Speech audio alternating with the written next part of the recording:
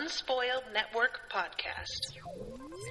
This is Spoil Me, covering Cradle, Book 12, Waybound, chapters 30 and 31.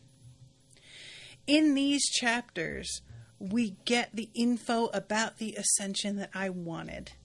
And shit is a mess. It is still so very messy.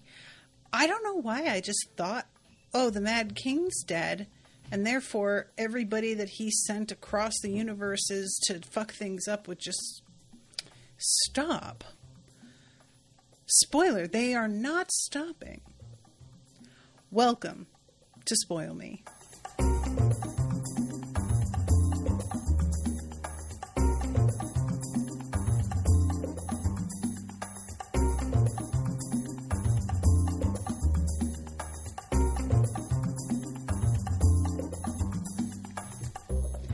Welcome to the show, everyone. I am Natasha. Thank you very much to Andy for commissioning this episode. Andy is here in the chat. What's up, Andy? First one here.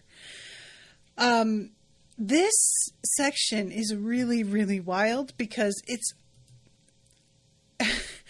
our friends who have ascended seem to be adjusting just very, very quickly. And, I'm not mad about it. I don't need a lot of like POVs where, oh my God, I'm so overwhelmed with the like scope of everything. I really don't, but I was laughing because they're all sort of acting like, oh yeah, we're out here in the way. We're out here in the void. We're out here just like looking at gold pyramids and shit, whatever. And there's no real sense of wonder from them. It's just more like, well, are we going to get this paperwork filed in time? Like, the deadline's tomorrow, and I know that Phyllis is in the office at 8 a.m., so if we can get this done by, 7:30. There's just a real sort of getting it done and focusing on the job and not really the, energy of, where am I now? This is a new life and a whole new universe that I'm, phasing into, and what does it mean? Very, very little of that, at least so far. So I'm going to back up. We're going to start with 30. Yaren's ascension didn't go as smoothly as Fury's had. And it says that she was able to cut a hole in the way a lot more easily than Fury. But when she opens it up, there's just a weird void. And as soon as she looks at it, she's like, I don't know, something about this is... It's kind of janky. And Mercy says, do we go in? And Zeal's just like, you can go. I am not doing that. And she's like, yeah, I don't like it. So she starts to move forward. But then the edges, it says, surged. Blue light flickered between her and the empty world beyond, and a film stretching across the stretching across the portal entrance. The view fuzzed like a dream aura illusion, and then she could see another world. This one seemed right. And all of a sudden there's a figure there that's like, hurry, come on! And then it just cuts again, and we're back into this weird void space. And it says Yaren starts sweating. Bleed me if I'm staying here another second. She was considering taking a step into this vast darkness, but Emrys put a hand on her shoulder. Not here, the ancient monarch said softly. Look. One of the closer stars, a large point of green light, was drifting closer. As it did, Yaren could make it out more clearly. It wasn't a star or a planet, though it glowed. It was a kind of worm or a grub, perhaps millions of them, joined together, and it was squirming toward them. As Yaren gazed over it, a slash in its featureless head opened, forming a sticky mouth that looked to be made of green wax. I have already taken issue many, many times in the I can't remember the name of it. You all know. Elder Empire, thank you, Dan. With the way that Will White seems to really know how to zero in on the exact type of language that will gross me out and make my skin crawl. And I really, really resent being submitted to it again here. Elder Empire, for those who haven't read it, is this kind of thing dialed up to 11. The body horror kind of stuff going on in that series is the sort of thing that, were I an author, I would not want to write simply due to the fact that I don't want to have to think about it. That kind of thing. And I appreciate that it's here because of a sort of continuity thing with the universes. But no, absolutely not. No, under no circumstances.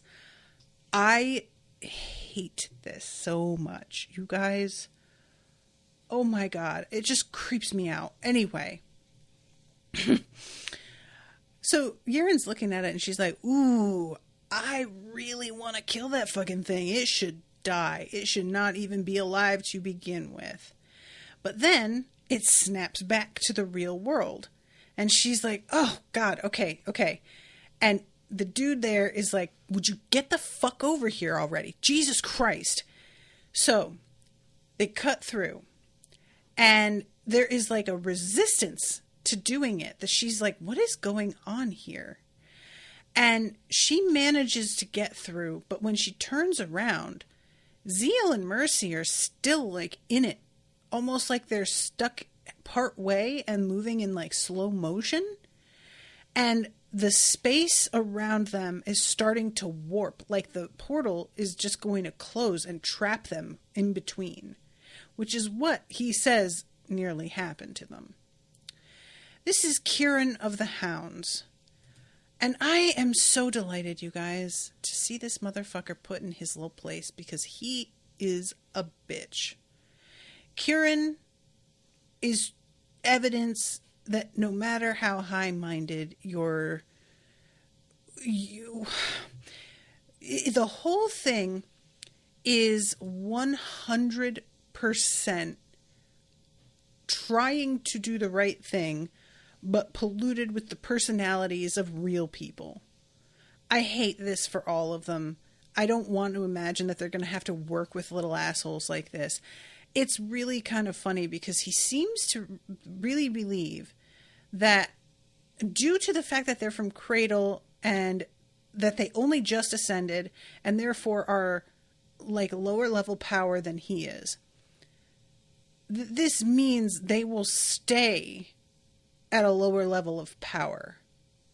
And I really want to know why he thinks that, because their progress has been so rapid and so legendary, really, at this point. He really should watch his fucking mouth. And he doesn't seem to be thinking at all beyond the present. And I know that there's some talk about how he hasn't really been like keeping an eye on their world. So it may simply be that he doesn't know how rapid their ascent has been.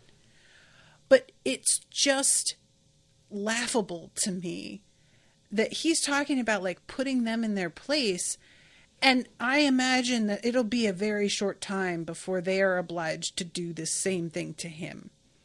Now, I don't know if this, like, outside of Cradle, if the levels of progress are still a thing.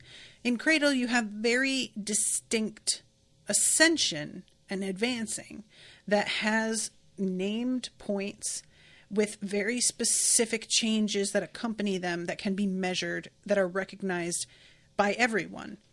And I'm not sure if that's something that this, like, outside of the worlds, if you are in the way like this, does it still happen? I have to assume you can still continue to gain power, but I also am kind of assuming that that progress isn't as very specifically measurable as it is in Cradle, that it's like an incremental thing over time that you just get a sense of how much power somebody has, but they don't necessarily have a particular title other than hounds and judges, which obviously those are really like their positions, but they also require a certain level of power. So they aren't exactly the like names of ascension levels, but they do imply a power that you possess to have gotten to that position. So I'm just very curious to see like if we find out more about how that works and whether they can continue to progress forward, or if not, like, are they granted power by somebody? Is this something that like occurs due to the use of certain weapons? Like how does that work? So anyway, he says that there would be nothing to fix if you hadn't dragged your feet. I expected you years ago. And I was like, wait, why? What? They were in no position to ascend years ago. But then Yaren says had some more monarchs to kill. And he says, you rid Cradle of the monarchs? So I'm like, oh, does he think they are the monarchs that have just chilled out and waited for the fucking dread gods to be a thing? Like, I'm assuming that he's not watching things. So I had been assuming that he sort of knew who they were, but the way he greets them, it's like he thinks that this is Malice and Rhaegon Shen and whatnot. So let's see. If you would open your eyes, you would see that these times are not ordinary. And Yaren's like, yeah, it does look kind of shitty around here. Chunks of debris hung in the sky beyond the iron cage like a boulder had exploded above the clouds. Some of the bars that surrounded the world had been twisted or broken. Buildings had collapsed and stayed where they lay, and one of the glowing pillars in this courtyard flickered. More significantly, at least to Yaren, was that Kieran was the only white-armored figure in sight. This world is called Threshold. We redirect all mortal ascensions here so that they may get used to life beyond their own limited worlds, and so that we may sort out the worthy. Adepts, those who are proficient in their world's energy system, stay here or are relocated to another world where they may be useful. The mundane populace usually attaches to an adept or two, but we're always looking for those like you. The Waybound. And Emrys is like, bound to the way or bound for the way? And he says, yes. And he's got a smug smile. I can't help but laugh because honestly, anytime somebody says blank or blank and somebody says yes in response, there's a smug smile. It's just a fucking like given. It's 100%. And I'm not criticizing. I did this myself to Owen like not that long ago. He asked a question about something and I was like, yes, with a smirk. I mean, that's just how that works. Come on. It refers to those who have been noticed by me and my order, the Hounds, as fated to bind themselves to the way beyond between worlds. This indicates exceptional Abidan potential, though even if you should fail to qualify for one of the 7 divisions, Waybound almost always have significant impact on the grander scheme of the cosmos. And he's like, we normally have people who are waiting for you, but there's a war going on, so shit's kind of tight right now. And Zeal, for his part, is like, oh God, another fucking war. I thought we were done with this bullshit. So, Yaren is like, all right, well, why don't we get Ethan here and talk about this? And he does a whole like, I can't believe you think he would deign to come and talk to you. That's not how any of this shit works. You really need to learn your place. So then she yells, Ethan. And he gets agitated. Homie is shook. And he like snaps her voice off and is like, you cannot fucking do that. Are you kidding me? You want to attract his attention? What are you doing? I don't know what face he showed when he walked among you, but it was only a mask. Do you understand? You are quite literally calling for death. And he's continuing to silence her. She manages to push it off. And he gets a surprised look, but then is like, all right, well, if you're going to push your luck, I guess we'll have to fucking have it out right here. Again, really thinking, I am going to show you where you stand. And I'm like, dude, you are acting like you are so much like more advanced than her, but she was able to push a working off that you didn't think she would be able to handle, and you like betrayed your surprise. And then you try and say, I know everything about you. I can predict what you're going to do. And I'm like, if you knew everything and knew what she was capable of, then how would her pushing the working off surprise you? I don't believe you. That's where it comes down. He is really trying to fucking stunt on them, and I just don't believe him. And finally, she says, you don't know my friends. And he's thinking that she's talking about the people standing by her side, which of course he would, because he's extremely short-sighted. And then a black hand lays on his shoulder, and he immediately drops to a knee. This dude is so freaked out. It's so good. Azrael says, thank you for taking such good care of my adopted daughter. I mean, it was scary enough that he shows up. But once he's like, I'm so sorry. Are you fucking with my kid? Yeah, you better bounce, baby. Bye, bye, bye. Bye, bye, bye, bye. I'm flattered by the respect you had for my time. You've been so vigilant in making sure I'm not disturbed. Which, that felt like he was referencing something specific in addition to the situation. If I'm forgetting, let me know. Because I'm sure that there's some stuff that I have forgotten. Because, like, Kieran has been around. And he has been pulling some shit. We know he is out here throwing his weight around. He's the one who came down and just fucking lorded it over all of the Monarchs in Cradle. And he was the one who, like, dangled penance in front of everybody's faces, but then used some real tricky language to make it seem like they could hold on to it and have it as a constant threat, when in fact it was going to be required that you use it right away in order to, basically play everybody. Like, he's been around and he's been a fucking slippery character, but the way that Ethan says this, it feels as if he's saying, yeah, I know that there are some things that you haven't wanted me to know about, Thank you for your assistance, Kieran. I'll take it from here. Kieran didn't just run away. The rat-faced Abidan dove through a blue slice of space in an instant. And I'm just saying, I hope we never see you again, because you fucking suck. He sucks. He's such a up-jumped bitch. And I cannot take him, and I never want to see him again.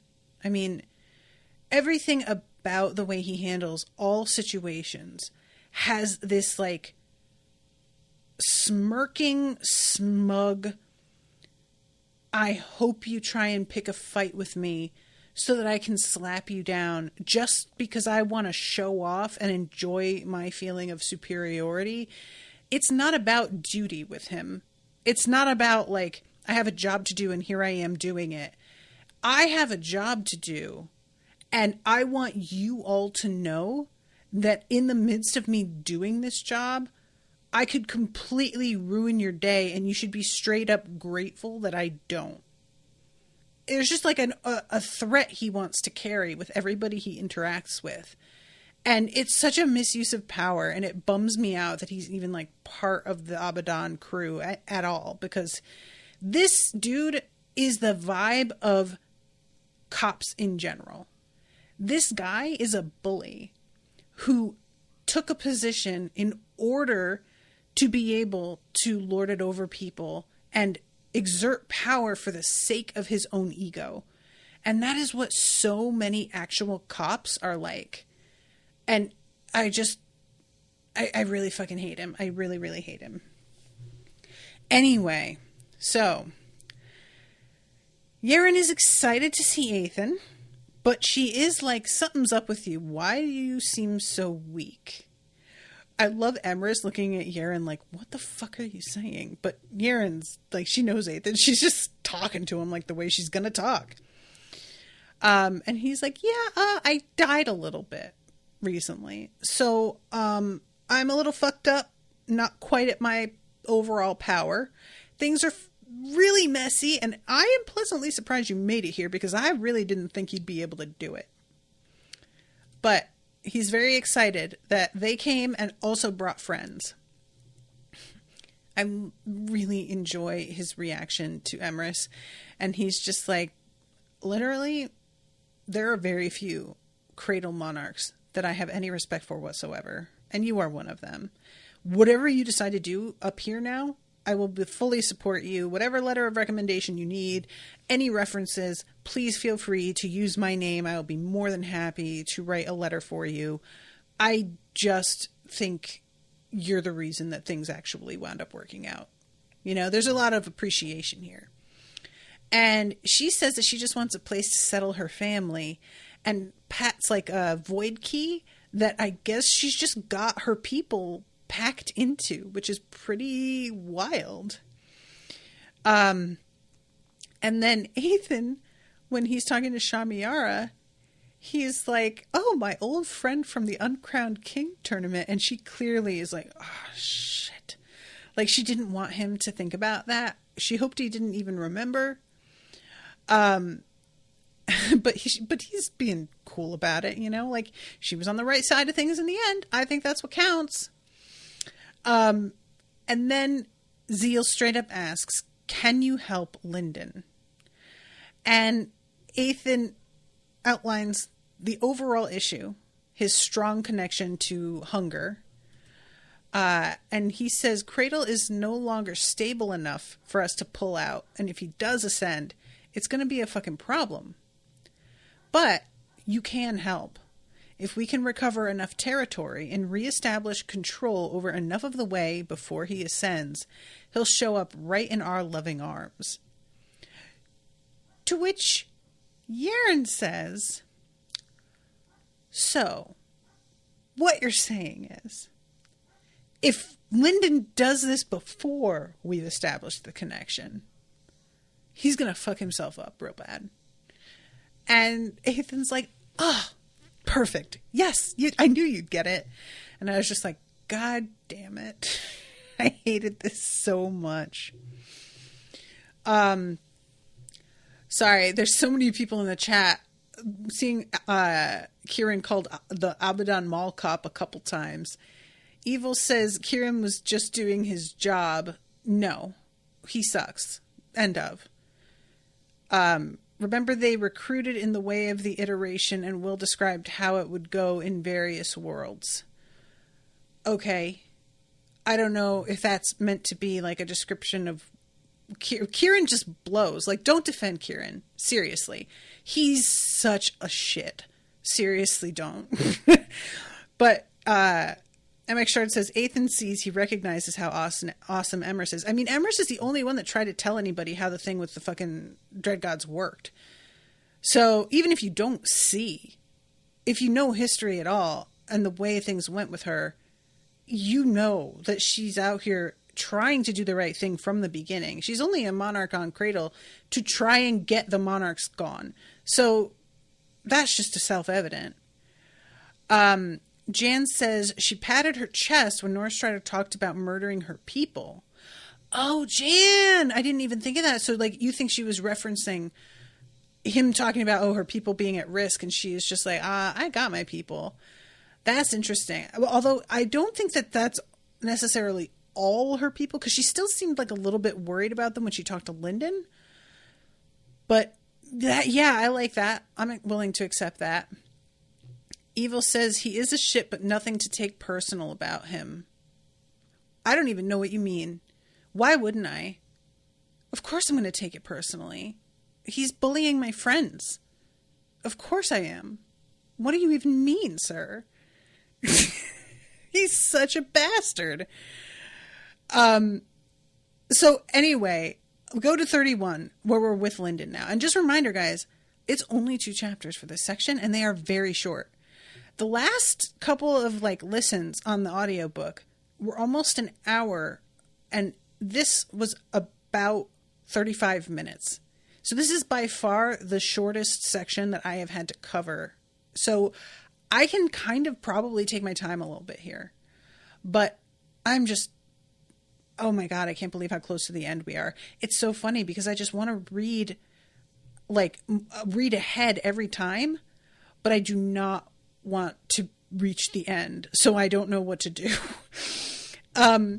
So 31, Lindon is looking down on his subjects.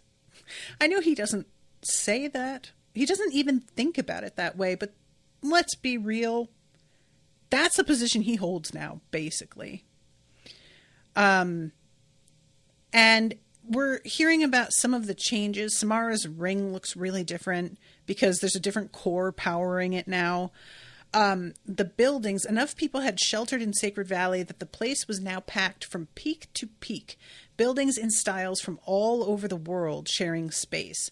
And I thought that was really neat. The idea that, because there are so many refugees here, everybody is just, mixing and matching all of their cultures and styles. And I find that very, very compelling, and I would love to see that. It feels like he's created a New York, Souls of every level lived here for the moment, from foundation children all the way up to heralds, though the vast majority were gold. He felt paths of every aspect, including some combinations even he couldn't name without closer inspection. The architecture was strange to him, ranging from living trees to mechanized buildings that burned scales to operate great gears. And he can feel people talking about him. Nobody's calling him specifically. And he's feeling pretty good. They managed to save all of these people. And then the door busts open and his family comes in.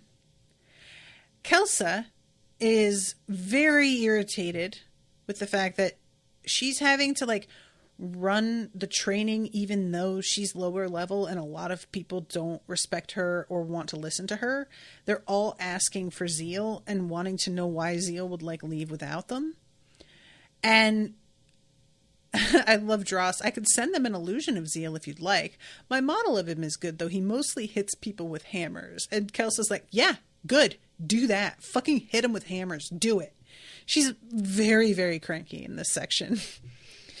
Jerron clomped up the stairs after his daughter, muttering to himself, followed by Seisha with her arms full of scripted packages.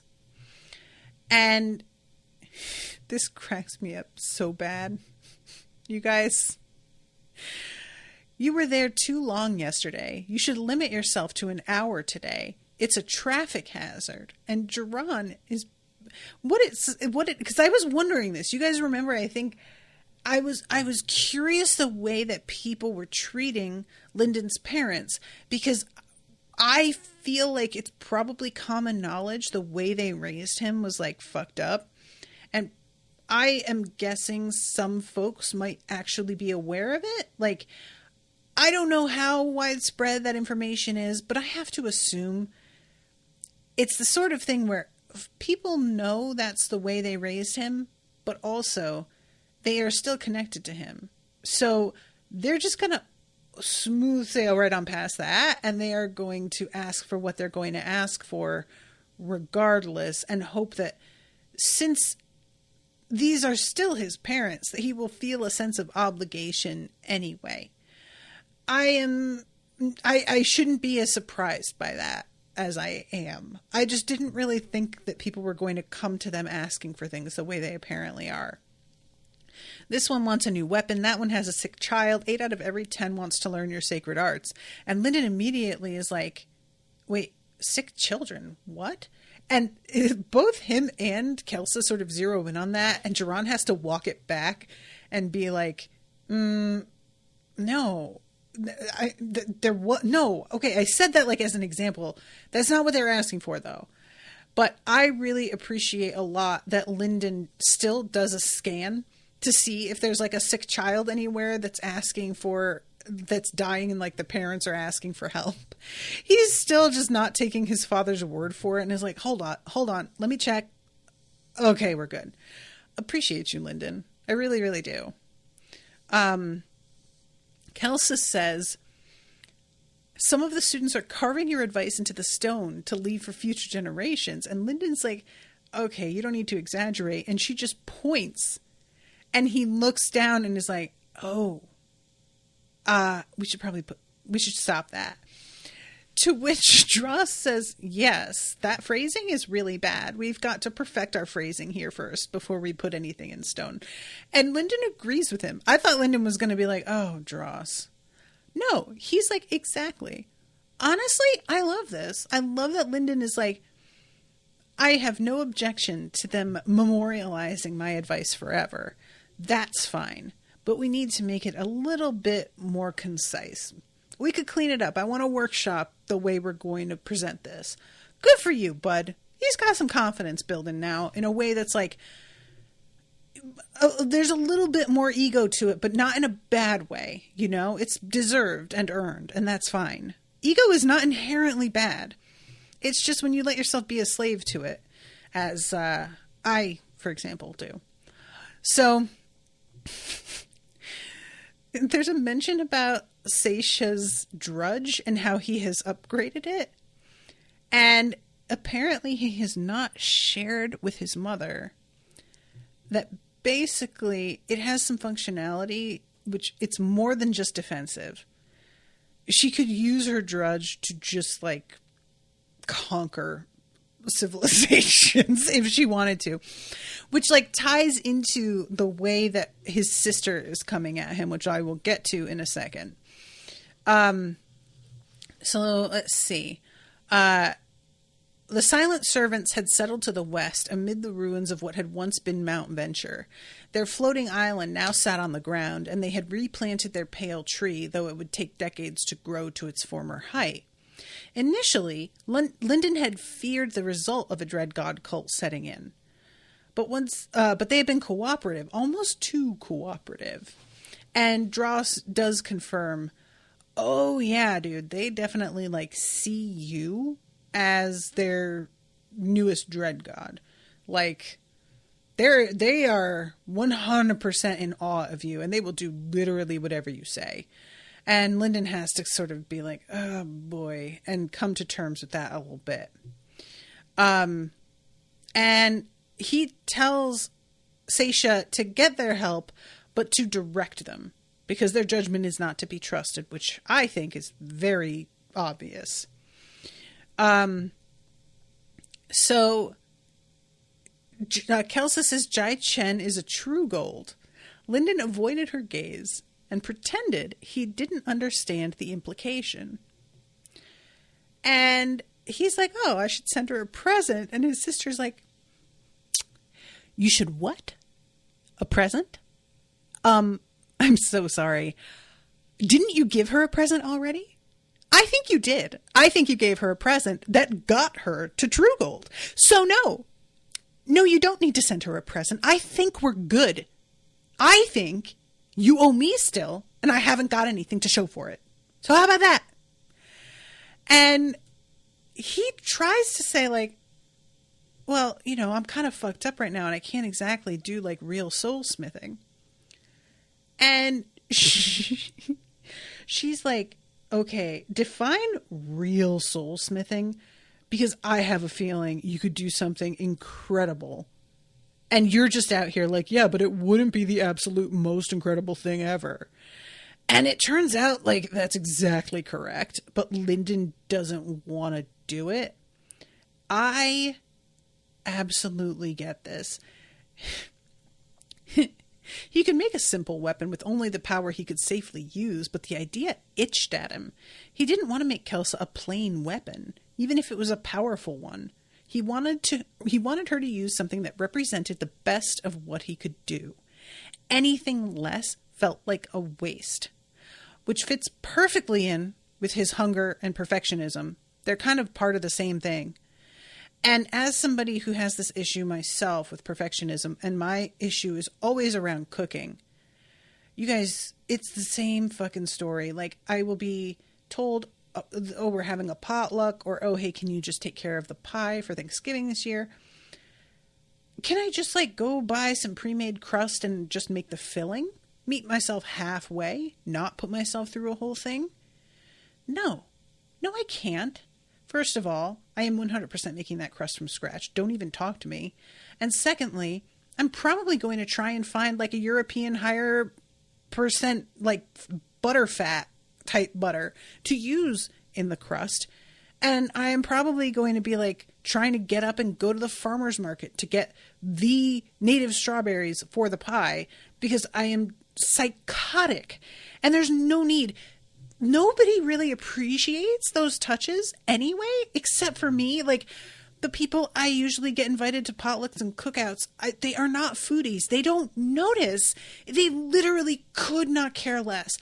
But I can't fucking stomach making something, like, regular. I can't do it, you know? And I do because I have to. I've learned, like, for my own sanity, I can't always operate at that level. It's not healthy for me, and it doesn't matter to anybody else. But, like, I get so caught up, you guys. I mean, I'm not even going to get into it. I'm just saying, you know what I mean? And I think a lot of us have this with, like, some particular area of our lives that we are specifically good at or have been trained in or whatever. And to a degree, it is just about showing off. And I don't even mean that in terms of like, oh, I want everybody to know how great I am. Because like I said, a lot of times other people can't even tell the difference necessarily. And it's not, I don't get acknowledgement for how great I am. It's more like I don't get to stretch my wings a lot and try this particular thing. So when I do have a chance and I know that I'm going to get to share it with people, it's like rare. And so, yeah, I do want to kind of push myself a little bit. And I do want to make like a proper Genovese cake with Italian buttercream and not just a fucking coffee cake, you know? And it's so stupid. It's like, I've learned a little, but I still fall into this trap quite a bit. I think the thing that made me really like step back and go, oh, the most, you guys, I will never forget this. So I have had so many like parties at our house where I have gone the extra like 7 miles to make really beautiful hors d'oeuvres from scratch. You know, I'm not going to get into the details, but I have made some really impressive stuff. And, you know, beautiful vol au vents and things like that. And it's not that people don't think they're good. They definitely do.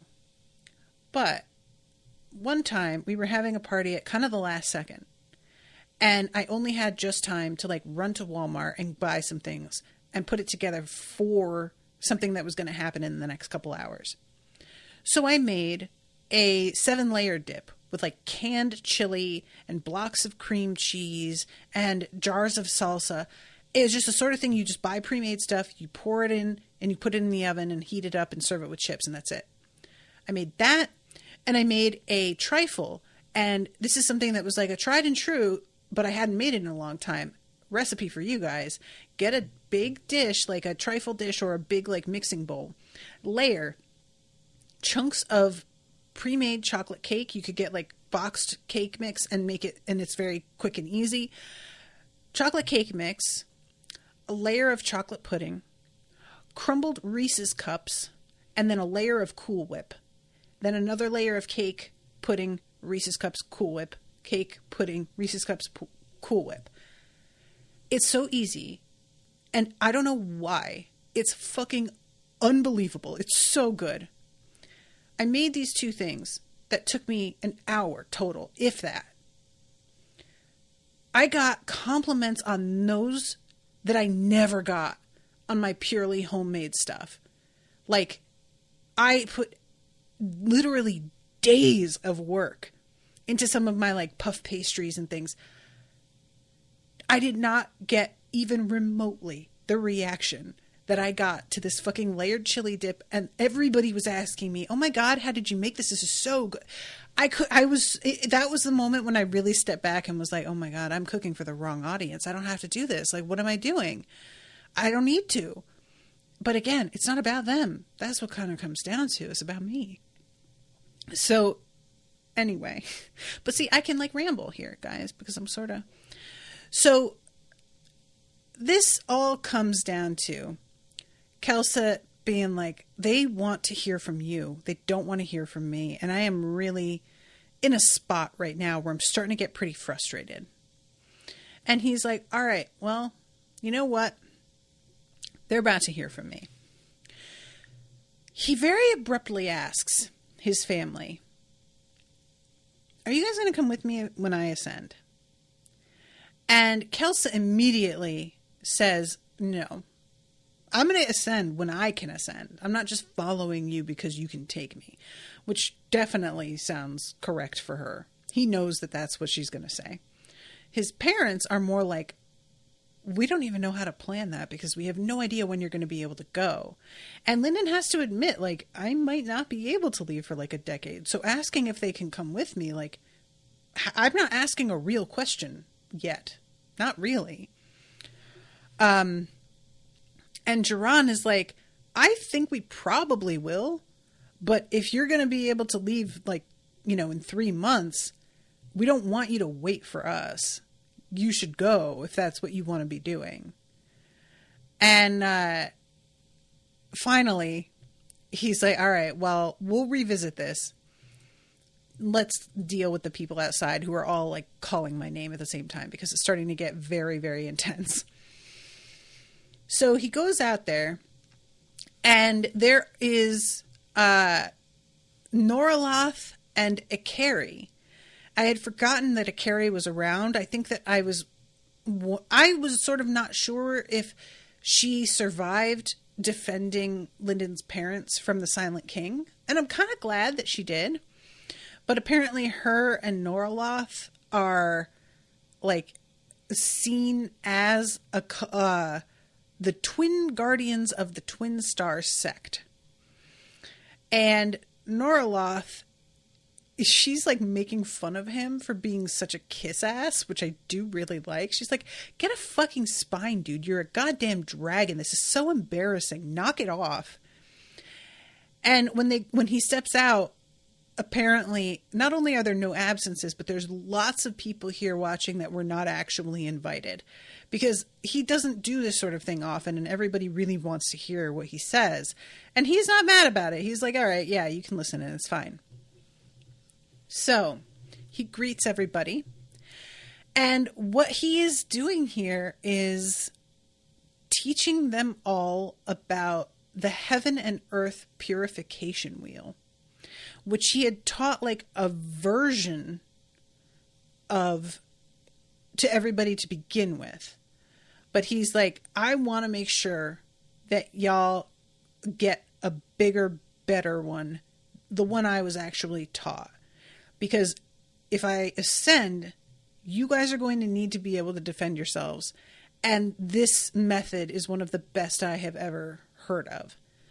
So, I love this so much. He removes his veil and he says what he said to Jai Long. Remember that whatever you do while wearing my symbol, you do in my name, and I will be watching. And Dross projects himself huge behind Lindon, just staring down at them. Ah, Dross, bless you. I feel like Dross would not have objected if Lindon had decided he was going to be a lot more authoritarian. Dross feels like he would just go, all right, yeah, I mean, you know best. I know best. This all makes sense to me. So we go back to Suriel here. And she is with our friends who are being told what it is they are in for. They've already been told by Ethan.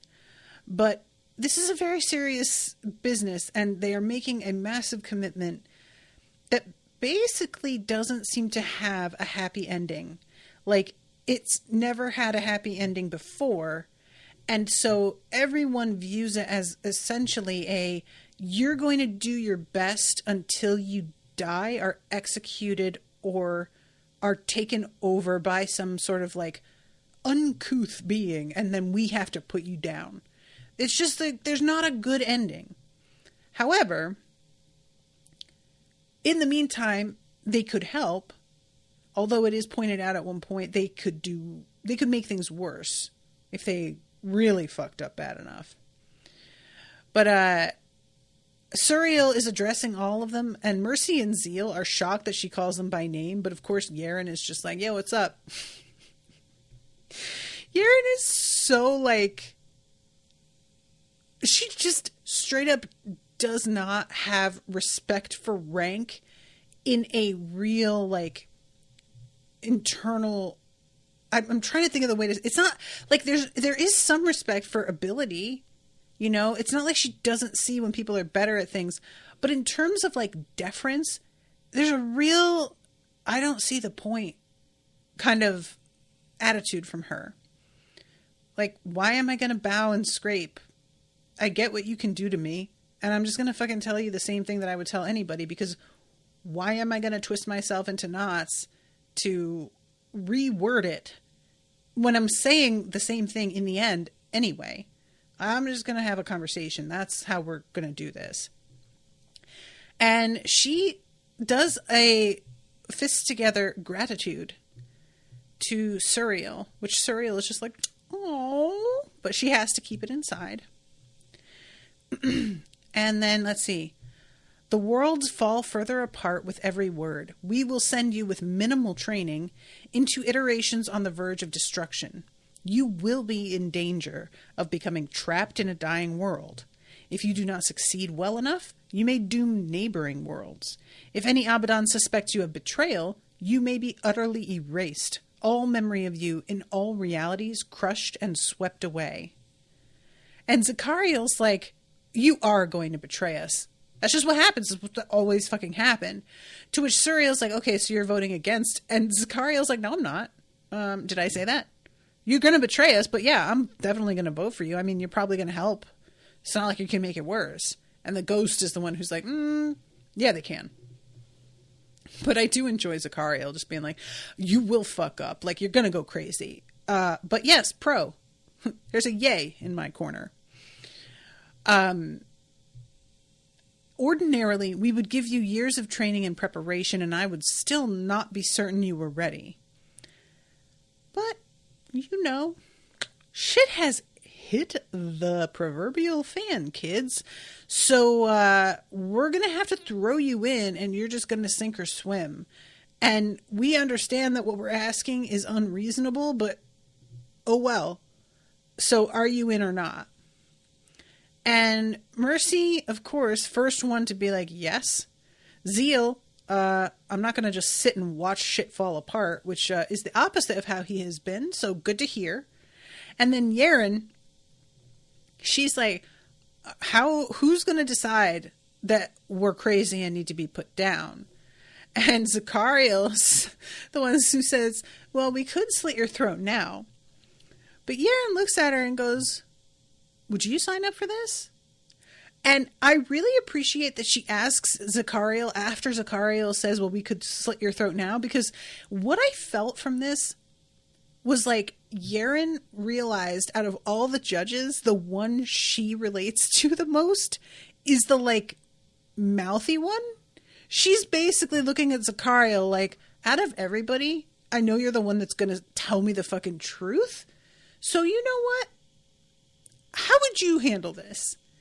And I know Zachariel runs away a lot, which is certainly not at all Yaren's vibe. But there is a sort of like approach that I see is similar with the two of them. And Zachariel says, I'd have done whatever it took to get close to real power, which is not like, it's not about doing the right thing. It's about power. Maybe power in order to do the right thing, but that's not the way she words it, which I thought was interesting. And Yaren's like, all right, that's good enough for me. Yeah, let's do this. And Suriel's like, okay, this is pretty much a formality. I figure that you guys were all going to say yes. So now, I hereby permit the creation and operation of the executor. And Azrael says, Reapers. And when she looks at him, he's like, you have a division named after you. And she's thinking, all right, fine, the Reaper division. They will report to Azrael, the 8th judge, who in return reports to this court. As they bring light to the many worlds, may they go with the way. And Suriel felt a distant sadness as she looked out over the young faces she had watched over for years. Odds were, she had just consigned these 3 to corruption and death. But the Abidan truly needed them, and they had chosen knowingly. Moreover, they were hardly the first people she had watched walk into tragedy. She would hope for their success, and in the very likely event of their fall, she would remember them as they were now, while they were still themselves. And I was like, that was bleak, man. Like, I get it, and I'm not saying this is like the wrong way to, but that felt very heavy and very sad. There is something about the whole way that this is worded that feels like it really captures what it's like as you age and you see younger people like walking into situations and you recognize what's happening, but you can't stop it. And this is why I would not want to be a parent, is like the definition of parenting is letting your kids fuck up their lives and learn from that, because that's the only way. If you don't make mistakes, you can't learn. That's just not how it goes. But as somebody who is already kind of a control freak myself, watching my kid do something that I know is bad for them or not likely to work out, I just don't know how you do it. And you have to. You can give your advice. You can assert an experience and try and, guide them in the right direction. But in the end, past a certain point, it's their choice to do what they're going to do. And even sometimes it might not be that they're about to make a mistake in such like a specific way. It may be that they're just about to do something that is going to be hard. And that's probably going to like maybe jade them a little bit. And you go into watching this like already grieving the loss of this bright-eyed person that you're looking at now who thinks everything is possible, because they're going to start to realize what they're really up against, and you hate to see that happen, even though that knowledge will make them probably more effective. There's a potential it could make them give up. There's all kinds of ways that it could go. So it's just like, I don't know, that really got to me, this moment. So I love Ethan talking about the Mad King and Zeal being like, so you're sure we're not going to end up like him, right? And Ethan's like, define sure.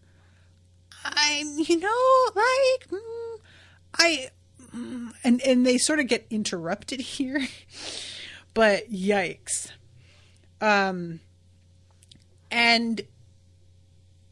Let's see, I will say I'm not relying solely on my supervision and your strength of character. If we can prove the viability of our operation, I intend to steadily lessen the burden on you through recruitment. And I'm really curious if we're going to get to see much of this. I think we probably will, but I'm extremely excited about it. And Ethan says, like, I'm very selective because you guys are going to be like the people who are closest to me. But as we begin to branch out, I'll probably be able to pick a lot more liberally, you know. So they look at this vast artificial mountain hovering in space, a vaguely triangular slab of metal and stone. And he tells them this is going to be their headquarters, to which Mercy is like, oh, all right, well, And Zeal is the one who says something about golden pyramids. And Ethan is like, granted, yes. And there are divisions that even have an entire planet all to themselves. But guess what? We're stuck with this. And it's basically because nobody likes him. That's what it comes down to. He's fucked up and people are pissed. And they're like, oh, you want this fucking program so bad? Then you're going to do what you're going to do with what you've got. No, we're not going to help you. No, we're not going to make this easy. Figure it out and stop whining. Cobbled together from outdated pieces to protect an outpost of early Abidan, it failed and everyone died. It is often called the grave. Who named... I did just now. Yaren had thought so. So he's like, all right, first thing first, we're going to go down there and then we're going to head out to a world that's about to collapse. And Yaren says, what do we even need to stop here for then? And he says that their armor is in there. I'm really interested in whether they're going to have the white armor or if they're also going to have black armor. And I know that the white armor of the Abidan, I'm not positive about this. I was thinking that it was like the 7 are the only ones that had that white smooth armor. But do the Hounds also have it?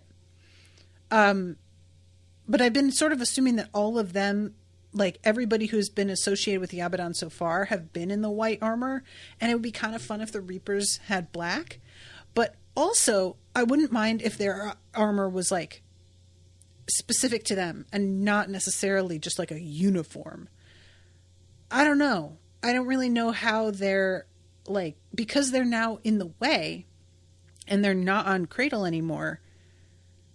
I know that they're still going to have like abilities, but are they going to be linked to aura the way that they were when the way, as far as I understand it, doesn't have aura in the same way? And like Madra comes from the way, I'm assuming. So maybe they can just source that from the way itself. But what I'm getting at is, are there different types of armor going to reflect what their paths had been?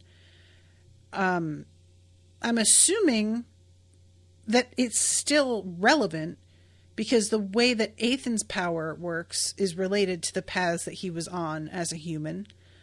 So I'm just really curious about how exactly this functions when they're in the way versus on a planet. And if that changes anything about how their power works. And if that's going to be part of the design of their armor. Because Ethan's like been planning on them coming up here. Did he have a plan in place already? Like, what was he thinking this was going to look like? I'm very, very curious about it. Sorry, Evil says, some worlds have aura, some don't. When Surya was cut off from the way, she had to rely on her native power, and she was still badass. Yeah, but, like, her power... What I'm getting at is, like, does her power still rely on the same sorts of techniques, or is everything a lot more fluid out here? And you can just do things because you have strong enough will. Do you get what I'm saying? Or is it all still just as linked to the paths and type of Madra you cultivated as it was before? That's my big question. And like I said, I'm assuming because of the abilities that Azrael has and how they are linked to the paths that he followed when he was on Cradle, I'm assuming they are still relevant, but I just don't know how much or how much info we're going to get about that. So, yeah.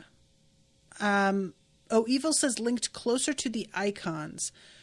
Yeah, that's interesting. So the icons those are still relevant out here.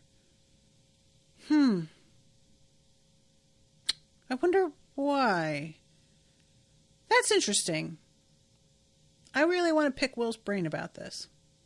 I wonder if I could convince Will to join me for like the final wrap-up episode. Be like, hey, you want to come on? Listen to me and just fucking like geek out for a little while. That's all his life is now, is people just geeking out at him, which I'm sure is fun for a little bit and then gets kind of tiresome. I have to imagine anyway. MX Shard says the star ratings for divisions seem like an analog to an advancement level. I forgot about that star rating thing. Yeah, I guess that makes sense. That's answering the question a little bit that I was asking way earlier. Well, lots of info to think about. I'm going to wrap up. This is probably the shortest Cradle episode I've ever done, but it was the shortest section I've ever read, so that follows. Thank you so much again to Andy for commissioning all of these episodes. I really appreciate you. I hope everybody listening is enjoying the coverage, and until next time, toodaloo, motherfuckers.